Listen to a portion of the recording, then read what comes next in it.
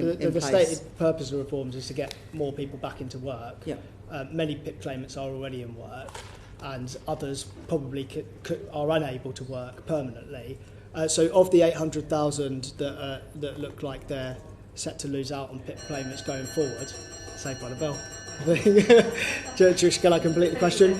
Yeah, so the 800,000 that are set to lose out, what proportion of those would you expect to get back into work? And Chancellor Bobby Dean had just asked you a question, conveniently got to the end of the sentence, so perhaps you could answer that question. Thank you. Thank you very much, Chair, and thank you for your question. So we think about 17% of people who are on personal independence payments are also in work. I can't tell you what proportion of the 800,000 you referred to are in work.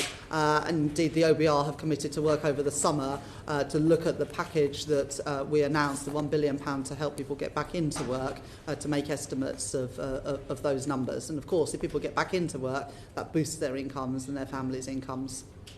I believe there was some analysis done of the people that were passing the assessment criteria, how close they were and so on. So would that also give you an indication of what percentage of people that are on PIP that would never really be realistically able to be back into work? Do you have a figure for that as well? Well, the point of our reforms is that we want to support those people with the most severe health and disability needs, which is why in the Green Paper that we published alongside the Secretary of State's statement, we're consulting on additional support for those with the most severe needs. We also want to ensure, because the changes only kick in when you have your PIP reassessment, so nothing changes straight away, it's only when you have your reassessment. But when those reassessments happen, we want those reassessments to be done much more face-to-face.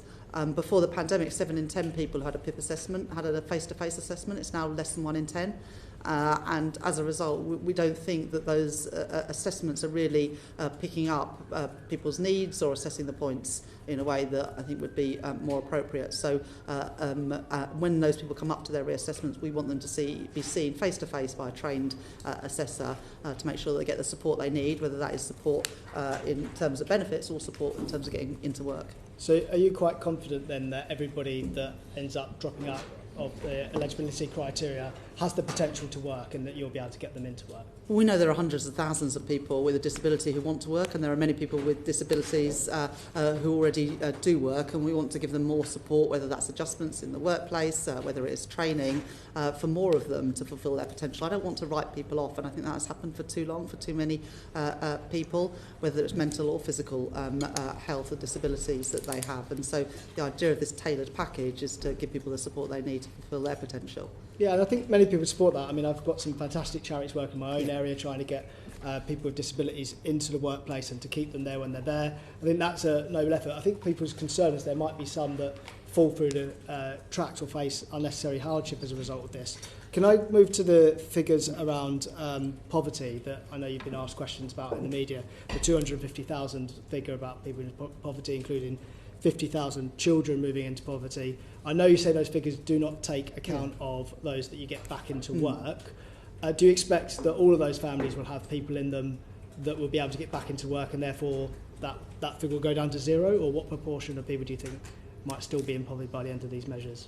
I don't want to preempt the work that's now going to take place in assessing that, but I am confident that those impact assessments don't reflect what will happen, because it is inconceivable that you put £1 billion into targeted, personalised support and it makes no difference. In fact, all of the evidence, for example, under the last Labour government, the New Deal for working people and the New Deal particularly for disabled people, was that we were able to support people back into work. And I was at my own constituency's job centre just a couple of weeks ago in Pudsey in Leeds, where the work coaches were telling me extraordinary stories about the people they had supported back into work, many of whom had been very far from the labour market, and some had never worked before and some who hadn't worked for a long time, and they said with more resource they could do more to help people back into work. And that's what we're determined to do as a government. Very few countries are in a position like ours where participation has fallen since the pandemic.